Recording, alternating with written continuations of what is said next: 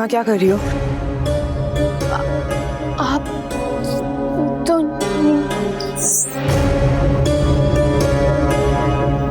मैं कहीं भी हो सकती हूँ, लेकिन अगर तुमने किसी को ये बात बताई तो तुम्हारे साथ बहुत बुरा होगा। मैं तुम्हारी कहानियों की डायन नहीं, मैं सच में डायन हूँ।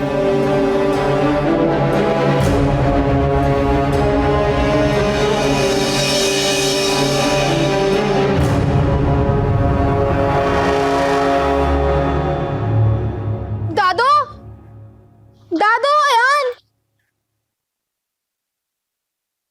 सब कुछ बहुत अचानक हो गया,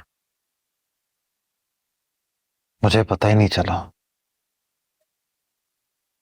मैंने बहुत कोशिश की कि मैं आलिया से बेवफाई ना करूं, लेकिन जाने कब मारूख मेरे दिल में बैठ गई, मुझे पता ही नहीं चला।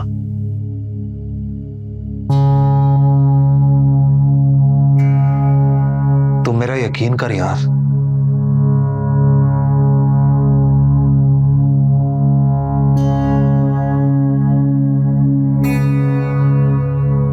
चाहते क्या हो तुम? फिलहाल तो मुझे खुद भी नहीं पता कि मैं क्या करना चाहता हूं। इरादा क्या है तुम्हारा? सबसे पहले तो मुझे पता लगाना होगा कि मारूफ की कहीं पहले शादी तो नहीं हुई है। उसके बाद फिर तो फिर क्या? मैं उससे शादी कर लूंगा।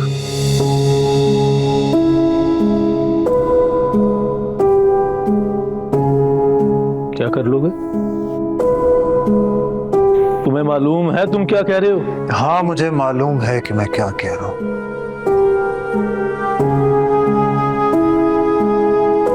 तुम्हारे बीवी और बच्चे, उनके बारे में सोचा कुछ तुमने? अयान और हिजाब तो पहले ही उससे मानूस हो गए हैं।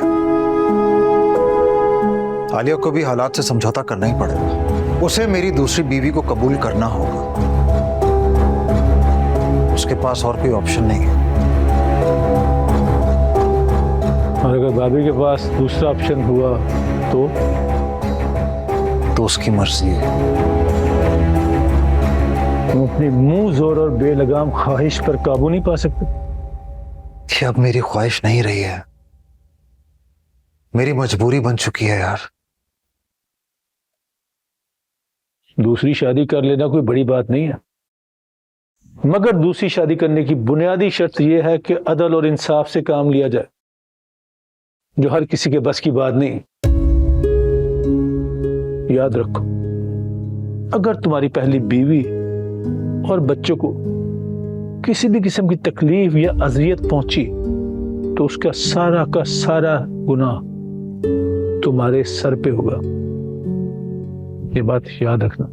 यकीन करो, मैंने यहां आने से पहले बहुत कोशिश की कि मैं उस लड़की को भूल जाऊं, उसे कहीं दूर भेज दूं,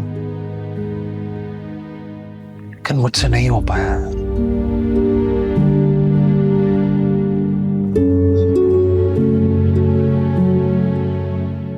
अब अगर खुद को मेरा दोस्त मानते हो तो तुम्हें उससे मेरी शादी करने में मदद करनी चाहिए, ना कि मुझे उसे दूर भेजने में मुझ पर दबाव डालना चाहिए। अगर तुम अपनी ख्वाहिश के आगे इतने ही बेबस और लाचार हो चुके हो, फिर मैं तुम्हारा दोस्त नहीं रहा, और ना ही मैं तुम्हारे किसी काम आऊंगा। समझे तुम?